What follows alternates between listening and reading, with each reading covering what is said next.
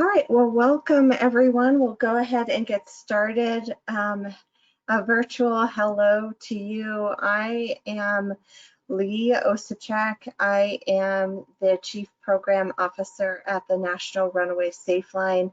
I just want to welcome you all for joining us today to learn more about the Let's Talk Runaway Prevention curriculum.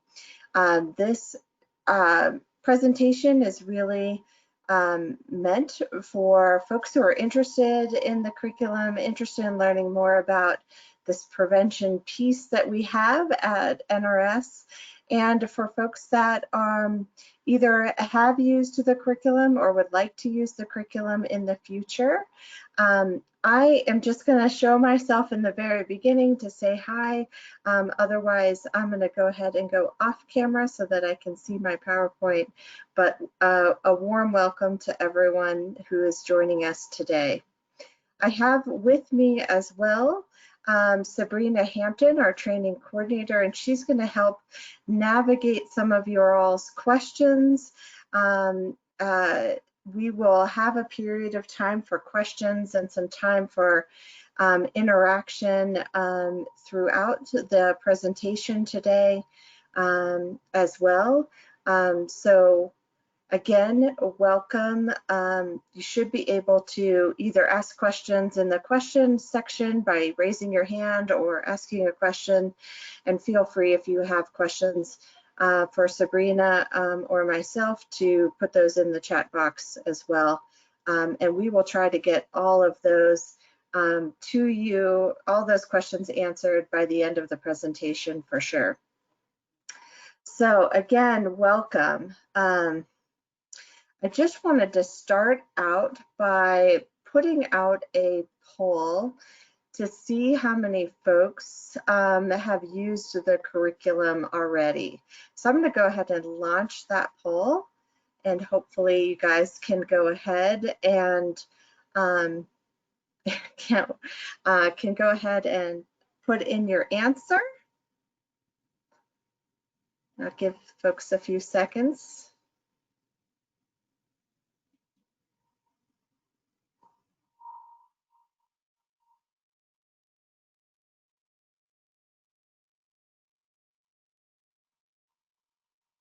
Okay. So it looks like wonderful. About 10% of the folks are using it now, and 90% of you can't wait to use it. So we're very excited to share this resource with all of you. And hopefully we can help you have some new tools to have in your tool belt in working with youth. Let's go ahead and get started. So the learning objectives for this presentation are that by the end of the presentation, the participants will be able to utilize the services provided by the National Runaway Safe Line, describe the Let's Talk Runaway Prevention curriculum, both its development, layout, content, have some tips and ideas about how to implement and facilitate the curriculum in a variety of settings, and understand how you can continue to collaborate with us around some of these prevention strategies. As we kind of start off, I just want to make sure that folks, if some of you are new to NRS, just telling you a little bit about who we are. So the National Runaway Safe Line, our mission is to keep America's runaway, homeless, and at-risk youth safe and off the streets. We serve youth, families, and service providers nationwide. Through multiple platforms, we try to reach out to youth and families to meet their needs through 1-800-RUNAWAY, our hotline. We provide trauma-informed, solution-focused crisis intervention. Information referral through our national database. And for those of you who are service providers, we are continuing to try and build up our database. So if you're interested in either making sure that your organization is included in our database, feel free to reach out to me after the presentation as well to see if we can make that happen. We have a program called Message Service, which allows youth and families to start kind of a safe way to start communication, so they can leave messages for one another with the hope that if one message gets delivered, the other person will leave a return message, that could potentially lead to a mediated conference call. And that leads us into our conference calling service. So we have conference calls both for advocacy and for mediation. So we provide advocacy when we have youth calling into the hotline looking for resources or services, so that we can connect with them and help them call out to these services to make sure they understand kind of the ins and outs of that service. And then we also provide mediated conference calls, which really can help youth and families understand or address specific issues that may be happening or have difficult conversations. Lastly, we also have our Home Free program, which we operate in conjunction with Greyhound, and that's our family reunification and transportation program. Through 1-800-runaway.org, we also try to provide services to youth across other platforms. We know youth want to reach out digitally, so we also have an interactive live chat where we can provide crisis intervention. We have a crisis forum where folks can ask questions, and a crisis email where they can also ask questions and get some resources. And then we have lots of great free educational and promotional materials on our website as well. So why is prevention important?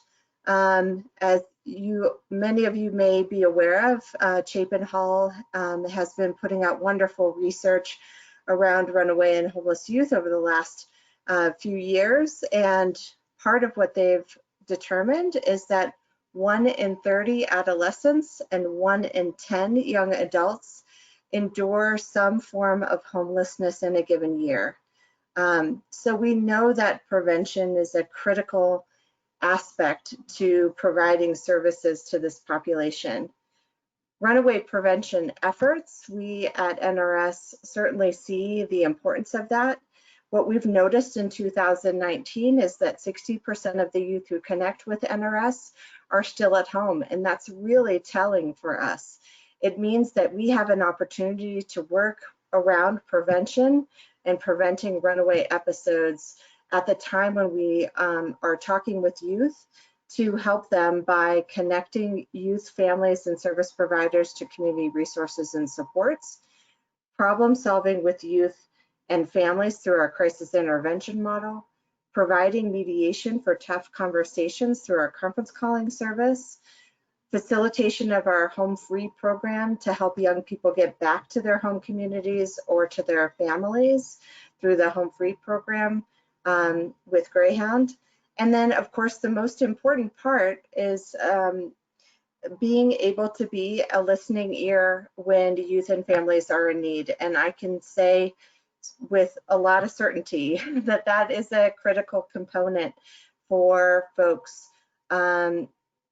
especially on the lines, but especially it's highlighted throughout the curriculum, which we're going to go over as well. So again, having that facilitator, having peers in the Let's Talk Prevention curriculum classroom, whether that's individually or virtually, however that may be being implemented, having that opportunity to talk about issues is just a critical component for a lot of young people who participate. We also provide prevention efforts by having our educational blogs. And I know that we're hoping to put together some new facilitation tip sheets, some of which we're going to cover today. So those we're hoping to put on our website soon. And then we we sponsor National Runaway Prevention Month in November, and that is our awareness campaign around runaway and homeless youth. So if part of your desire to do prevention work around this issue extends to wanting to become an NRPM partner, please, we are looking for partners in prevention now, and you can go to our website to learn more about the 2020 National Runaway Prevention Month awareness campaign. And then, of course, the prevention curriculum, which is what we're going to talk about today. So let's dive right in. The curriculum, the goals of the curriculum, are to build life skills, educate about alternatives to running away, encourage youth to seek help from trusted adults, and this can be the facilitator or other folks, and to increase knowledge about runaway resources and prevention. Here's what we know. We know that young people, if they have more coping skills, if they increase their resiliency, if they have more connection to supports and resources, when they hit a time of trouble, they're less likely to run away. And that's kind of the underlying preface to the curriculum itself. So that's really what we're looking at there. The audience for the curriculum is middle to high school aged youth, so youth between the ages of 10 and 20. It is available in English and Spanish, and we've really seen the curriculum utilized in a variety of different programs, from schools to after-school programs, RHY or runaway and homeless youth programs, juvenile justice programs, etc. What I will say about the audience, some of the language, or I should say vocabulary specifically, may need some interpretation for younger folks. So for the 10 to 12, there may be some words within the curriculum where they just might need to learn what those words are. But for the most part, generally speaking, the 10 to 20 certainly is a good age range for the curriculum itself. And that's the range we had in mind when we developed it. So just to give you a little bit of a background around the curriculum and its development. So I have been lucky enough to be a part of most of these components, not all, but most. And so just to kind of give you an idea of how did we come to this 14 module life skill curriculum. So we were lucky to get a grant from the Elizabeth Morris Genus Trust Foundation, and had the wonderful opportunity to work with DePaul University here in Chicago to start the program research. And DePaul has, as well as the Elizabeth Morris Genus Trust Foundation, has been with this project a couple times throughout. So when we had the opportunity to expand what NRS had, so we had kind of like 2 activities that we had on our website that for classroom settings that kind of talked about prevention, and we thought, well, we should really expand this. We should really make it bigger than what it is. And so once we were able to get this grant and work with DePaul, what we did is we did a national survey. We did a survey of youth providers and family members to find out if we did a curriculum, a prevention curriculum around this issue, what would we need to include in it? And that's really what resulted in the 14 modules. So if you think about why young people experience runaway episodes or homelessness, there's a variety of different factors that kind of go into that. So you'll see that's why we have such a variation of different pieces to the curriculum itself. So once we were able to kind of narrow down what we needed the topics to include, we worked hard at developing a curriculum and doing pilot testing of the modules with youth in urban and suburban areas in the Chicagoland area. We used the feedback that we got from those pilot tests and then came up with the final publication and promotion and launched the curriculum at that time. We were again lucky to work with both with DePaul and a Chicago-based Spanish translation company to then, through another grant, to have the opportunity to translate the entire curriculum into Spanish.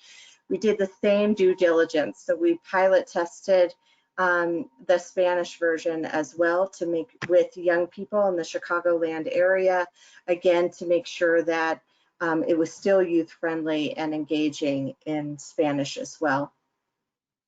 NRS over the years had a was lucky to also have the opportunity to provide fee or paid sites, I should say. So these different RPC or Runaway Prevention Curriculum sites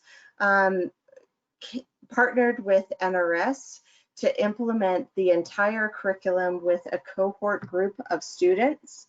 And we did this for several years. And what this did is it really gave us a base knowledge of a lot of information around the curriculum, around the youth that participated, around the pre and post tests. And that is where we pulled some of that data over those different paid sites over the years to work again with DePaul University to come up with the evidence that we have around the curriculum to show that there is learning that does occur. That evidence-based paper that we wrote with DePaul is available on our website if you want more information. Lastly, in phase 6, we did a desktop review a few years back to really just freshen up the curriculum. We added another activity. We went through, made sure all the statistics, research, resources, links, etc., were all still up and running. So we did kind of continue to work on that as well.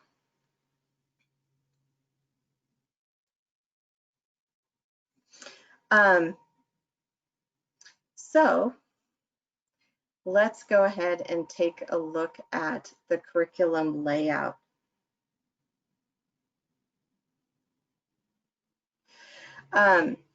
So the curriculum, when we were developing it, we really wanted to make it user-friendly. And so we looked at making sure that each module was the same.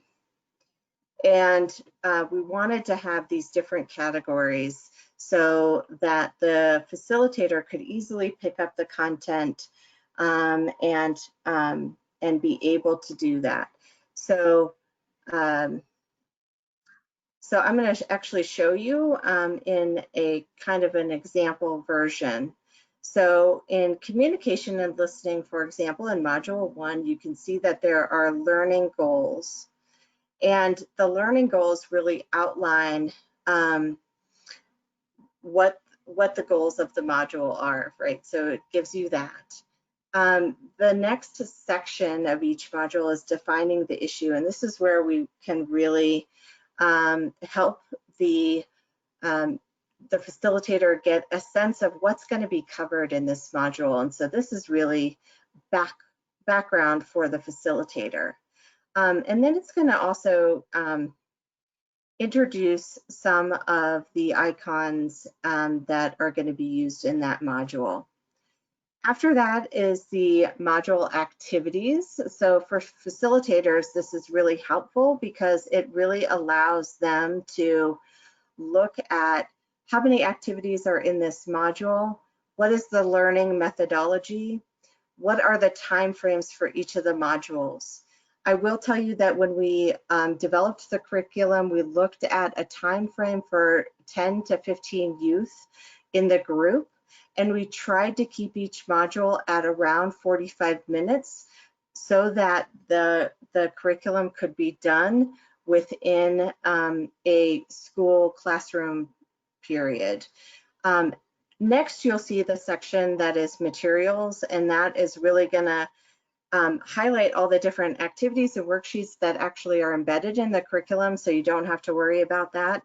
But most of the different materials are going to be small things like paper, chalk, markers, etc. And then you're going to see some more of these icons, which I'm going to show you a little bit more in depth in a moment. What's important to note is as you start to see on the right-hand side, this is what a module layout looks like.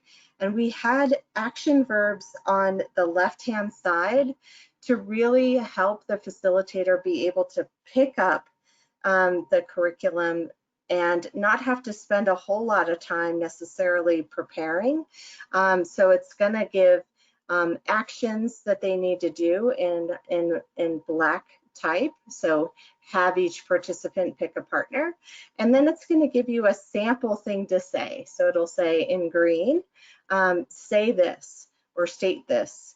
Again, a really easy way for folks to go through the modules as facilitators. The next section is handouts and worksheets. Again, just highlighting all the handouts that are included, any of the references, and then resources for facilitators. So if the module introduces a specific topic and they want to learn more, or they want to have more information to be able to give their youth participants, that information will then also be there as well. And then here are the different icons.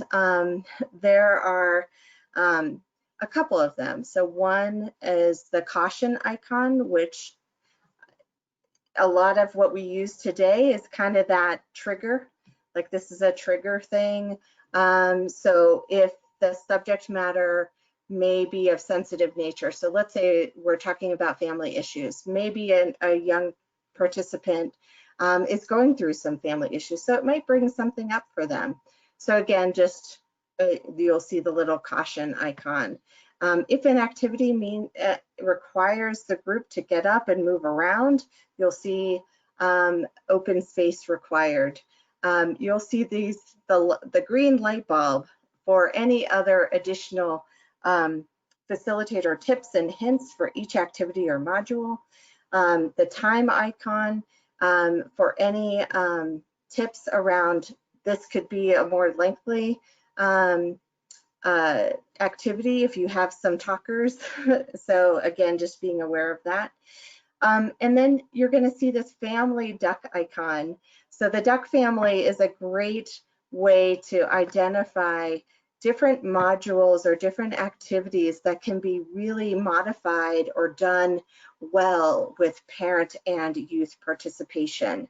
So again, another great way to really utilize the curriculum as well. You'll see the link icon for any complementary activities or modules, and then the exclamation icon for if you only can do one or two activities, these are the two you should try. So kind of as a tip there. So some of the curriculum benefits are, Let's Talk can be implemented by activity, module, or in its entirety.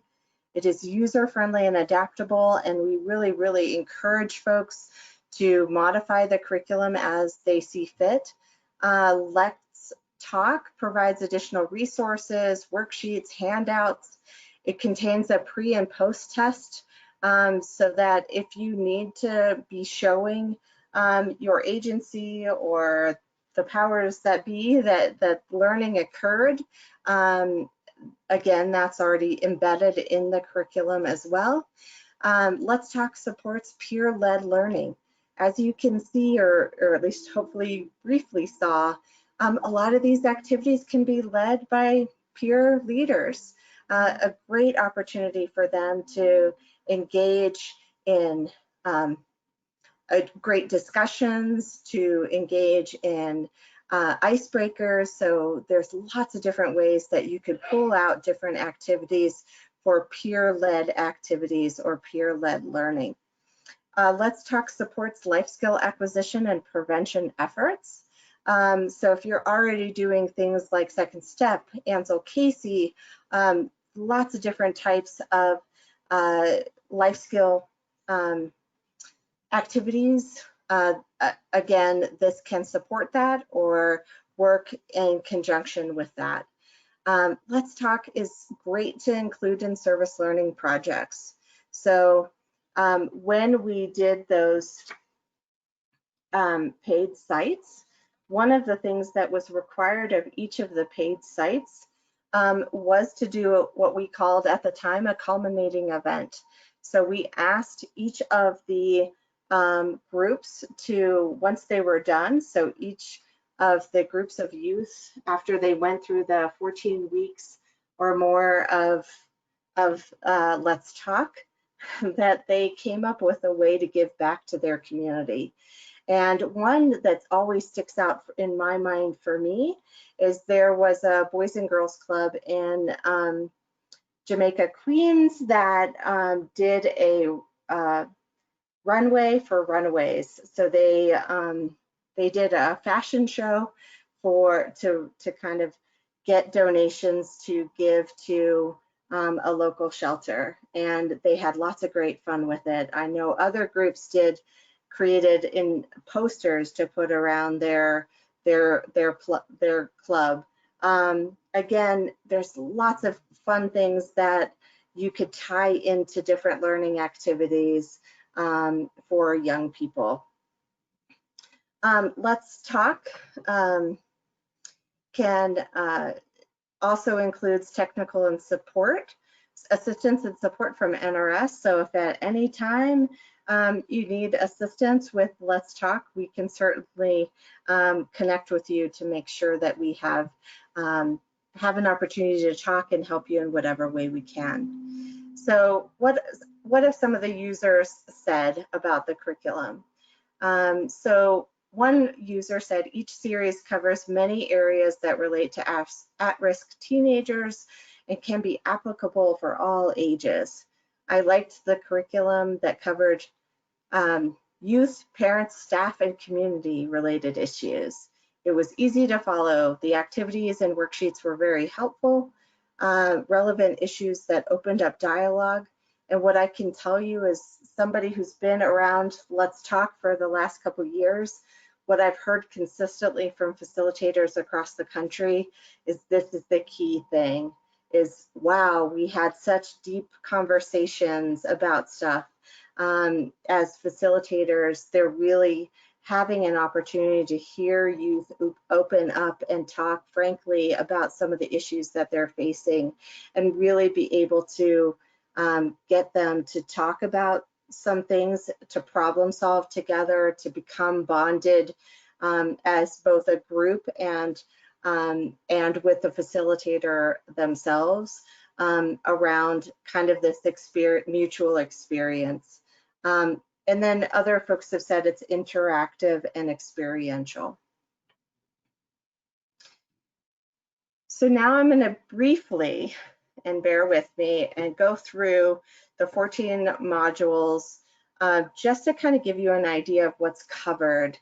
My plan is after this specific slide, then we're going to get into some more interaction, and I'm going to show you, have you participate in a few activities, show you some examples of modifications that you can do and ways that you can bring the curriculum into the mix virtually as well. So we're going to talk a little bit about that in a moment.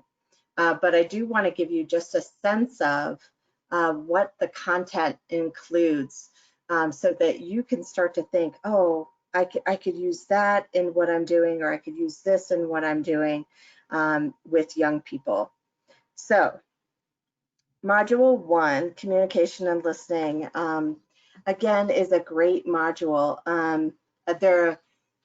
Part of the skills that are taught in this module are active listening, how to identify good and bad listening, barriers to effective listening. And then we also teach in this module a brief variation of our crisis intervention model, in part because we know that young people really go to each other in times of need. So really empowering them and building resiliency and life skills in them so that they can help each other. Module 2 is adolescent development, where young people are really learning about identity, their self-esteem, autonomy. They're learning about the stages of development. They're really looking at how these milestones affect them and consider how these issues can relate to issues faced by runaway and homeless youth. So lots of great activities in that module as well. Personal influences, I'm going to go over that module specifically in more depth. So I'm going to put that one on hold and come back to that one. And then peers and healthy relationships. Again, two of the next two modules we hear a lot on the hotline as being critical reasons why young people are considering running away. So family issues or peer issues. So in the peer and healthy relationships module, they really talk a lot about peer influence, peer pressure. How do they occur, when do they occur, and how do they deal with them? They talk about what are friendships, how do they change, what's important. Talk about cliques and crowds and how to engage in healthy relationships. Really impactful activities in Module 4. Module 5 is families' roles and responsibilities, which really helps young people identify who is their family, how does that look, what are the roles and responsibilities, how do they have difficult conversations with their family members. And there's a lot of conversation about family communication tips in that module as well. So again, a really critical piece. Module 6, which is Runaway Reality, again, a great awareness module itself. And we're going to go over a few activities from this module as well, but so why helps young people determine why young people decide to run away. What are some things that they should consider before they leave home? What are some alternatives to running away? Who is out there to help them if they're in need? National Safe Connections, Module 7 really highlights our national partner, National Safe Place. So it talks a little bit about the Safe Place program, and then it really talks about where are safe places for young people to go in their community. How do they identify that? How to brainstorm stressors that affect and challenges that affect runaway youth. So really getting some understanding there as well. Again, lots of great interactive activities in that module. Community response and responsibility, to discuss how communities have to respond or should respond to someone who's contemplating or is running away, how different people can help when someone's in a crisis, and discuss ways that individuals can give back to their community. Again, tying a little bit back into that service learning component. What I will tell you is there's one activity in this module called Who's Connected to You that I've done at workshops, I've done with youth, I've done in schools, done in Boys and Girls Clubs, and it's an interactive stand up and move around kind of activity, so I couldn't show it today, but I encourage you very much so to take a look at that Who's Connected to You activity. Really impactful of helping young people identify their support network and taking a look at their support network and how their decisions affect that network. Module 9 is anger management. So what is anger? How do folks react? How do they deal with anger in a positive way? And how to do some relaxation techniques. Stress reduction. This is a critical part of what a lot of folks are facing right now. We're we're in some stressful times. So, and young people in general, as they're going back to school, and in their teen years, are gonna experience stress. So helping them identify what are stressors, how does stress and crisis relate to each other? How does, if I'm going through normal adolescence, which is a stressful time, and I'm going through additional stressors, and I have either access or not access to resources or supports, how that can lead to a crisis. So really helping them talk through that. And then there's also wonderful, wonderful activities about problem solving skills and stress reduction activities. Again, you can pull out one of these activities, do them with one-on-one with a young person or with a group. All of these activities are great things to have in your tool belt. Drugs and alcohol, again, really looking at messages in both in movies and song and culture, how that affects young people's drug and alcohol use or their perspective of drugs and alcohol, why folks use drugs and alcohol, what are the risk factors around that, and then what are the consequences. And so again, there's another activity, and there's over 40 activities in this curriculum. So everyone will have their favorites, and I do too. There's one in this module called Risks and Consequences. Again, another wonderful interactive with cards that you can do to really help young people think about consequential thinking.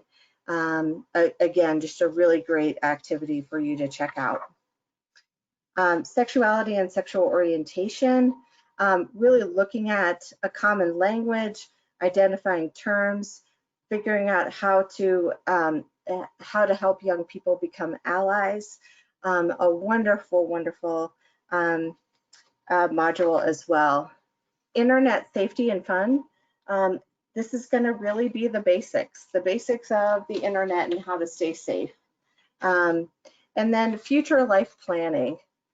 This module highlights goal setting and how to think about moving beyond barriers when you're setting goals. Again, all things that you could probably connect to as you're listening of how you might be able to use certain bits and pieces for the youth that you're working with. All right, now that I said all of that, I want to give you some more of an interactive experience. And so I'm going to try to do this a couple different ways, and I hope it all works technology-wise. So this is the learning goals for personal influences, one of my favorite modules.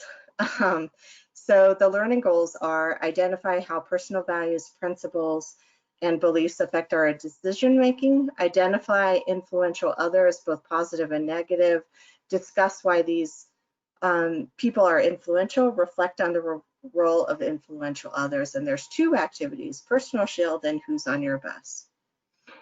If you notice in your handouts, within the webinar, there's a few handouts. One is called Who's on Your Bus? And I would encourage you to you can download that or you can just look at the screen, however you want to do that. We're going to do this activity together. And hopefully that will give us a way to kind of do some of this together and make it a little more experiential.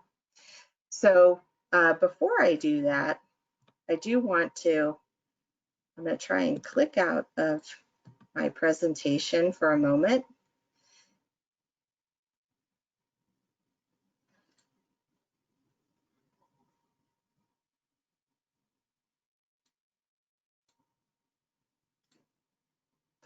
And show you. So just to show you, this is the peer influences module. And again, just in case folks are wondering, I will give you the link to download all of these PDFs from our website at the end of the presentation. I will not leave you hanging. I will make sure you have access to everything. So this is module 3, and I just want to give you, as potential new facilitators, give you an idea of how this is laid out for this specific module. And we're going to scroll down, and I hope I don't make you a little seasick. I'm going to scroll down to who's on your bus activity, just so that I can show you how easy the curriculum is to use and to, as a facilitator, from a facilitator's perspective. So what you're going to see here, this is the module itself. And you can see it's going to say, introduce the topic of who's on your bus. And it tells me exactly what I can say if I'm nervous, or I can wing it. So I'm going to read exactly what it says so you can see the difference. And then I'm going to wing the other half so you can kind of compare and contrast how you can do this as a facilitator.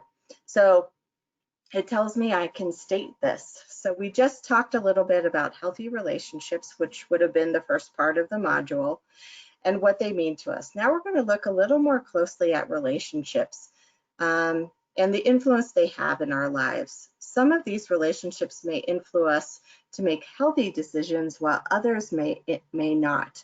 Influential others are people or groups of people who are important in our lives. Influential others, may include people like parents, peers, family members, youth groups, faith communities, and dating partners. We all rely on influential others to shape our ideas about the decisions we make and the consequences of these decisions. In this activity, which we're about to do, Who's on Your Bus, we're going to think about and identify people or groups of people who are influential to us. So now I'm going to come back to our presentation, and there we go. And now I'm going to show you how I would talk about this off the cuff, right? So, all right, so let's go ahead and do this activity together. So who's on your bus? A great activity, and there's lots of great activities that you could also do digitally or online, kind of like what I'm doing now, and you could certainly be even more creative about that as well. So you can either, on a piece of scrap paper, you can pull down the PDF and print it out and use that. However you want to engage in this activity is fine. So think about this bus and how you would fill it with the people who are most important to you in making decisions. Who would you put on the bus? Fill in each of the bus seats, which are represented by an oval, and then place a star next to those who are closest to you in age, and an arrow next to those who are older or younger in age, but also influence your decisions. And we're going to share out together. So I'm going to have you think about that for about 20 seconds. And then I'm going to post a poll for you to answer this question as well.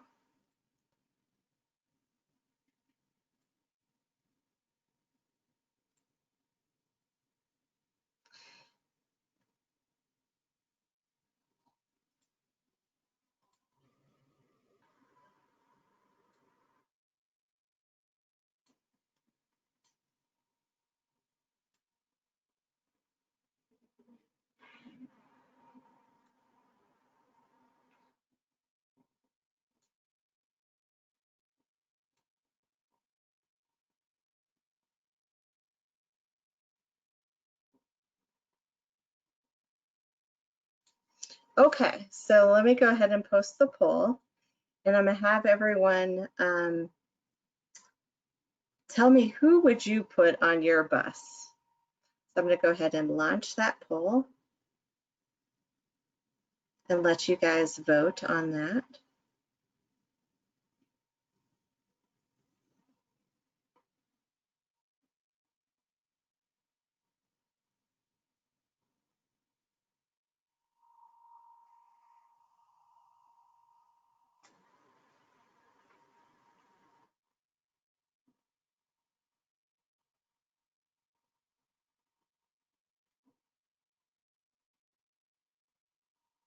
Okay, I see a couple of the, it only gave me 5 slots to put answers, so I wish I had more answers to put, but just to kind of give you a sense of what this could look like. So I'm going to go ahead.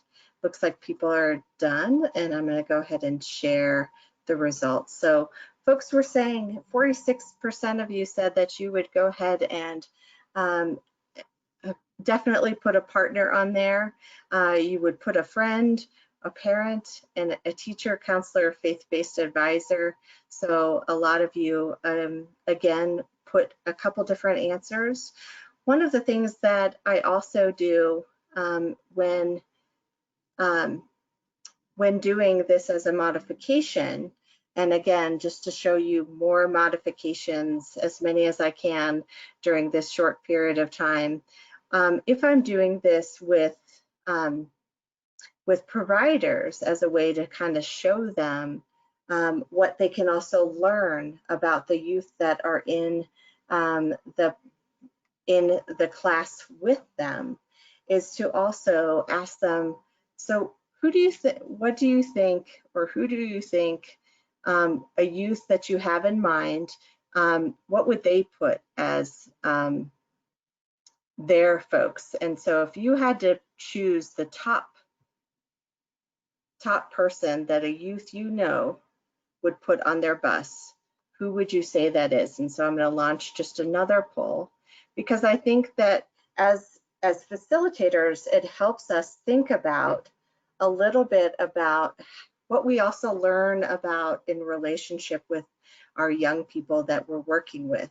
So so it sometimes is telling. So it could be telling if the young person you have in mind doesn't put or doesn't put any friends, or they only put adults, right? It can tell you a little bit about what's going on with that youth. So as adult facilitators, it also gives you some insight about how to help some of the young people that you're working with.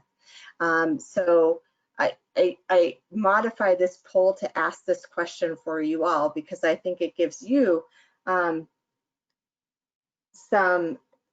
some critical thinking as well in terms of how to help the young people you would be working with as a facilitator. So I'm going to go ahead and close that and share that. And as you can see, as I share that, you're going to see that 71% of you said, I bet the number 1 slot, the youth I'm thinking of would put a friend. And some of you said a teacher, counselor, or spiritual advisor. Some of you, 14% said a parent.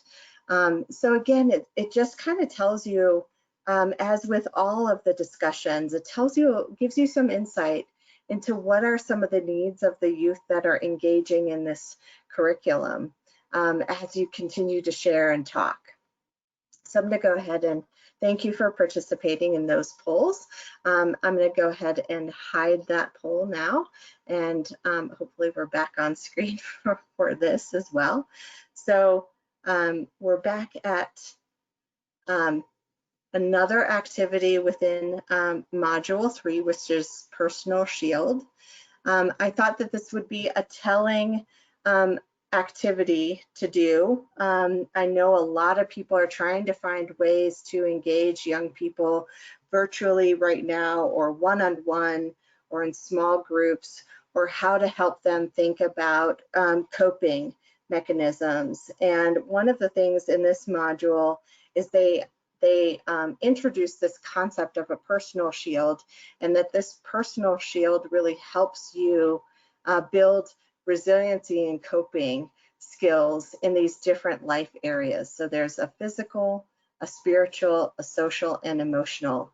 And I'm going to have Sabrina in the chat box, if you all could write, if you were going to make a commitment to yourself to do something to build resiliency, build up your shield in any of these life areas right now, go ahead and share in the chat box what's one thing you would do to build up your emotional resiliency, your physical resiliency, your spiritual resiliency, or your social. So I'm going to encourage you guys to put in the chat box 1 or 2 things you might do for yourself, for self-care, and to build resiliency for yourself in any of those life areas. And in case people are nervous about it, I'll start.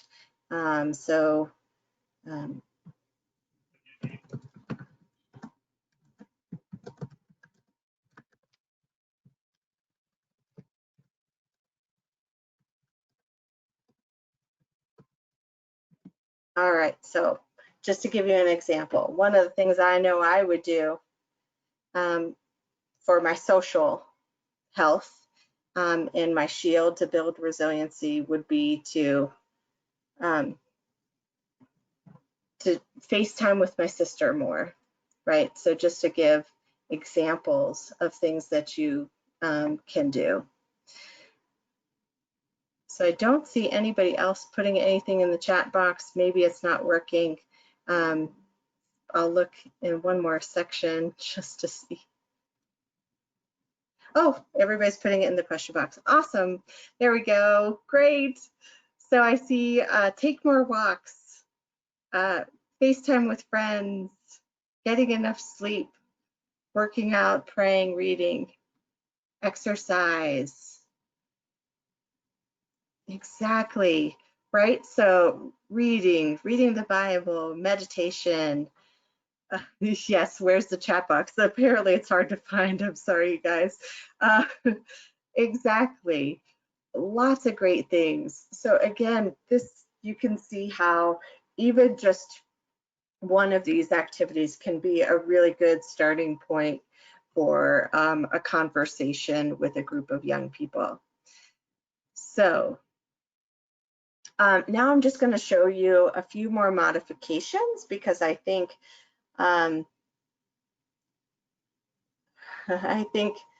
it's going to be really helpful. So in Runaway Reality, which again is just a wonderful, wonderful way to do awareness about runaway and homeless youth issues in your community. So if you're a service provider and you know you have to go out and kind of help people understand what is happening with this population, you may even consider doing 1 or 2 of these activities. And so I'm going to show you a couple of them with modifications so that you can get your creative juices flowing and thinking about how you could continue to think about how to modify for yourselves or for the group of youth that you're working with. So in Runaway Reality, again, the learning goals are really to understand why young people might consider running away, how to think about options or alternatives to running away. So we have this runaway quiz, and I'm going to go ahead and change my PowerPoint. So we have been doing this version of the runaway quiz a lot in our own training for the hotline, and so I am just going to give the disclaimer that this is a PowerPoint template that we bought like in the 80s, so it's a little cheesy and the clapping might be really loud at first, so hopefully it doesn't hurt your ears. But I'm just gonna go ahead and show you. So again, there is this runaway quiz that really helps people understand the kind of the complexity or the issues around the runaway and homeless youth issue, and it's focused mostly on NRS's statistics. But again, you can modify this to something else based on your own agency's statistics or issues that you want to highlight. So for example, the #1 reason to call NRS is, and we can go ahead and if you guys want to participate in 1 or 2 questions and guess what the answer is, feel free to put that in the question box. So if you want to guess, go for it. You've got a few minutes before I click the answer button. So do you think it's A, pregnancy, school problems, peer pressure, family issues, or abuse? Okay, so I see a couple answers, and then you can go ahead and there's lots of different types of templates like this out in the world for PowerPoints that can make, where you can take some of the content and make it a little bit more engaging for doing it, this kind of information online. So I kind of clicked through the answer pretty quickly, but again, family issues consistently account for the majority of calls to the SAFE line, right? So we'll just do one more just so you can kind of see how this can be a fun way to kind of engage folks virtually. So youth of what age call most often? And again, if you guys want to participate, feel free to put your answer in the question box. So do you think it's 14, 15, 16, 17, or 18? And give you a moment to do that if you want to participate. And again, a lot of times when we're doing this with young people, we also might have snacks or little prizes that whoever gets the most answers gets a prize, you know, however it might be. So again, just some other ways to kind of really engage folks. I see some answers, great, thank you. And so here's the answer.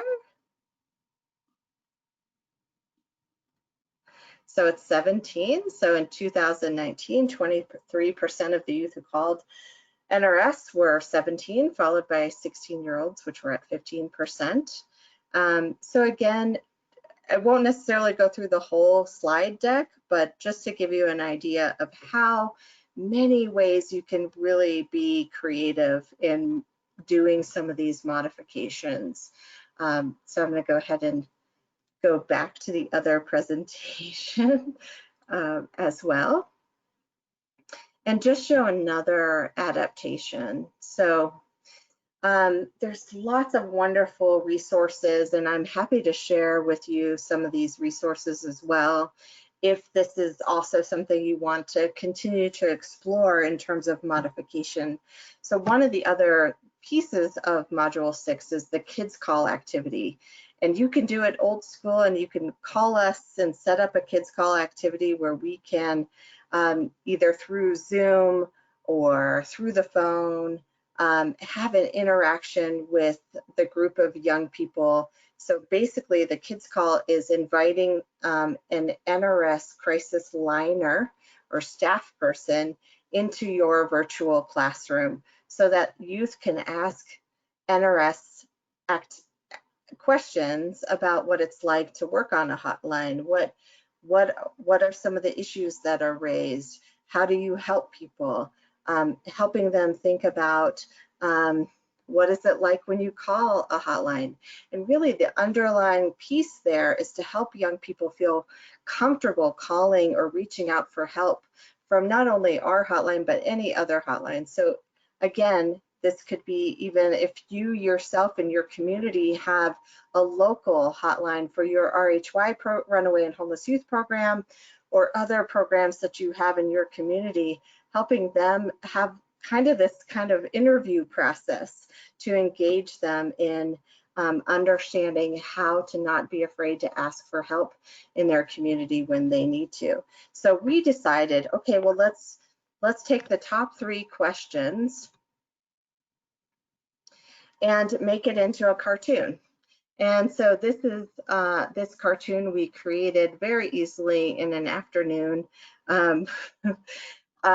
through a program called Powtoon, which I'm happy to share with folks. And there is a free subscription and a cheap subscription. Again, I'll just show you. I think it's 2 minutes long, and hopefully you can hear it.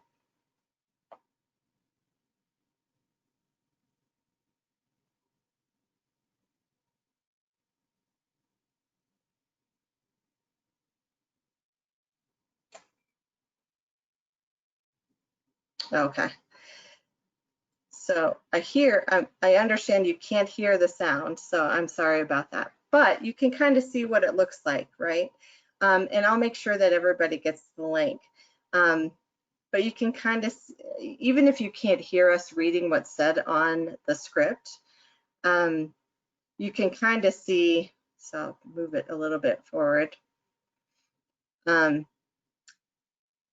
You can see that it asks a question, and then it has somebody that gives the answer. So again, even though you can't hear it, you can kind of see how it plays out.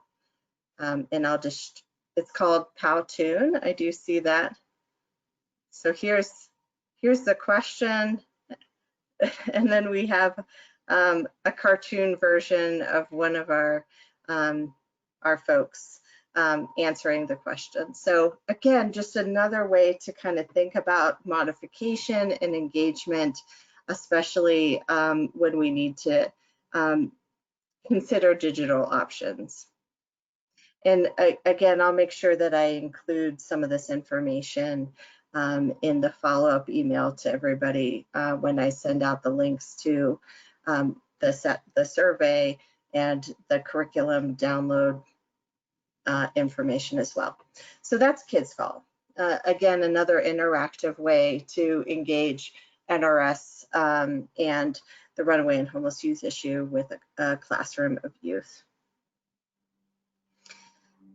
So I hope I've given you a few fun ways to kind of interact with some of the content.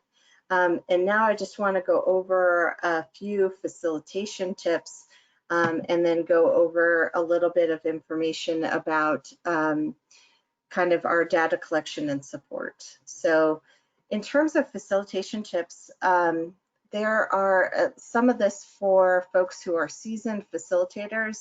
This might not be new. For some of you who this might be the first time you're facilitating a group with young people, this may be helpful. I didn't come up with a lot of this information. As you can see, I referenced the University of Oregon, who came up with a lot of this.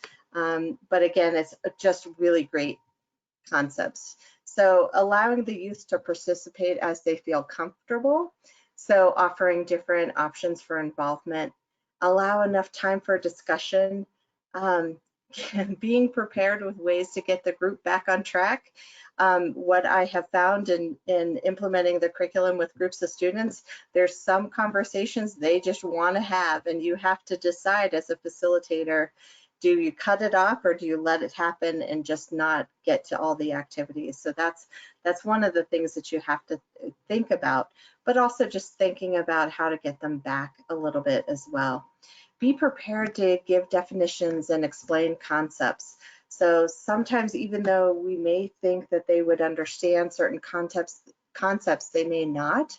So being ready to have definitions, concept explanations, and then most importantly, examples, because you sometimes, especially as a group of young people, if you're doing it with a group, there's that forming, norming, and storming kind of thing that happens where folks try to get to know each other, and until they start to really feel comfortable with each other, they may not be ready to share stuff. So as a facilitator, being able to give some examples to generate discussion will really get them ready to dive in and start talking. Be a good listener, ask great follow-up questions, provide supportive statements and paraphrasing. Consider the room layout, especially for activities that require movement. Establishing guidelines for behavior is going to be critical, especially since they may be sharing some personal information, so making sure that you have that. Giving students time to respond, letting silence happen, it's okay. Sometimes that's what leads to a good conversation. Being aware of group size and energy, as it may determine the format of the activity. So if you know that it's a little bit more like teaching oriented in terms of teaching a skill, maybe think of some additional interactive ways to do it, such as some of the modifications we came up with. know how to share personal information in a way that's not enough to show you understand the concept and get them going, but not more than you really want to share. Some examples, some activities ask students to read aloud, so just being aware of skill level. So if they don't want to read, don't make them. Some conversation bring up issues for use, so just have a follow-up plan in place. So be prepared to have a moment, to have some time after the activities or after the class takes place to be available privately for a young person in case they need to talk. And then just utilize the facilitator tips, because I think that they're really helpful. Digital options, so again, creating any of this content in an online format is always going to be great. So whether it be in something like a interactive PowerPoint, to an e-learning platform, to some of these free tools like Powtoon that you could use to create some short content, are all going to be great. And then utilize the platforms you have, whether it be Microsoft Office Teams, Zoom, GoToMeeting, all those sorts of things can be really helpful in getting youth engaged online. I have heard from folks anecdotally, facilitators, that the youth really liked it, doing virtual stuff, because they're kind of used to doing a lot of the FaceTime and being on social media anyway. So there's ways to bring them into that conversation and say, how can we make this more fun, and get them engaged in kind of developing the class as well. And then just going over some good facilitation questions. I am a firm believer as a trainer, as a facilitator, that the way you best get people to engage is by asking questions, good open-ended questions. And I'm not going to read all of these, but just give you a few here and there that are really great. So can you be more specific? What did you observe? Do you see a pattern or common ground? One of the things, kind of the side things that I heard from facilitators across the country, is they may have pulled together a group of youth that they never thought would really jive, that would connect with each other. And then they saw this bond grow over the course of time, especially for facilitators that did the curriculum with a cohort group of youth. And they really saw this kind of amazing bonding that happened, and connection where they didn't think connection would be. So again, interesting. So what does that suggest to you? What's significant about what you heard or saw? What does this remind you of? Can you relate to this experience? How would you use this information? What do you think that means? Why do you think that's important? Why do you think that is? Again, just some great facilitation questions that can be hopefully helpful to, especially to first-time facilitators. And now we're moving into the tail end, and we'll open it up for a discussion. So we love to get feedback from folks. And so this demographic form, we try to make it as easy peasy as possible for you all.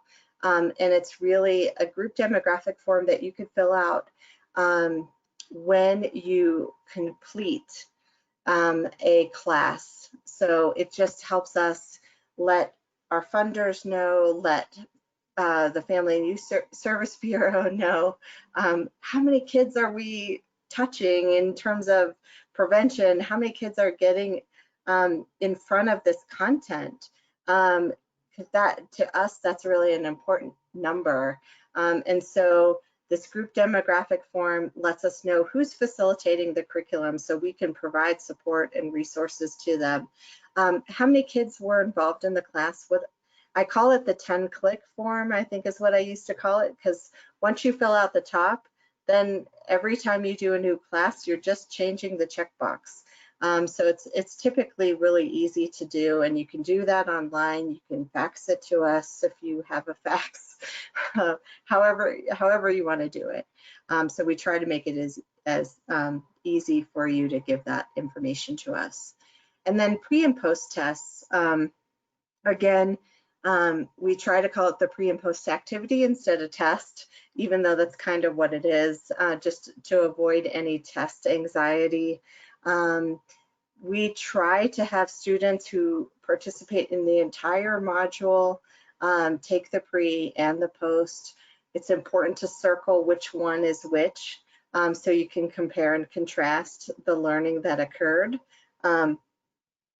We do ask for some initial or identifier, and it could be a number, it could be whatever you want up top, so it doesn't have to be initials, it can be a number, just so that we can match the pre to the post and have more data around the curriculum as well. And again, we give you the answer key once you've requested it, once you've requested the curriculum as well. It can also be helpful to read the test to the youth. It helps with comprehension. And then it's just helpful to review the test before facilitating to make sure you touch on all the areas. Sometimes it's easy just to, if you're kind of going off the cuff, to skip certain components. And then again, we provide technical assistance and support. We have an incentive program, and I will tell you the incentive program is a little bit on hold since NRS, we went remote a little while ago. So again, we want to bring that back, and the incentive program really, we have some, I call them tchotchkes. We have some little prizes that you can give, facilitators can give out to youth. We try to make them as cool as possible. So from cell phone pop stands, that's probably not the right word for it, to stylist pens, to you know, squishy balls, to, you know, we try to come up with new stuff every time. So if you have suggestions, let us know. But again, we try to have some incentives for youth, and then we also have some thank you gifts for facilitators. And again, we try to send those out once we start receiving the demographic and pre and post test data from a specific facilitator. And then annually, we try to facilitate the facilitator satisfaction survey, just for us to continue to get information about what's working, what's not, what should we improve. I know in the coming year, we really want to really look at the curriculum again and possibly do another desktop review, as well as come up with some new content completely for the curriculum as well. I think that we see that there are probably some areas where we want to add a new content, and are looking to really work with community partners to help us identify what those areas might be and what kind of content we would need to include. So that is technical assistance. We have lots of the resources that are available. And again, I'll send all of this, I'll send a PDF of the PowerPoint to everyone. I will send some links about some of the resources that I talked about as well. So now I just want to, I'm going to go ahead and open the question box, and I'm sorry if you've been patiently waiting for me to respond to a question. But I'm just going to go to the question box and open it up and see if you all have questions. So if you do, let's see, what do I have? Oh. If you do, please go ahead and type those into the question box as well, and I'll try and get to all these questions. Also, if you want to raise your hand, I can unmute you if you have comments, questions, and I can see what we have. So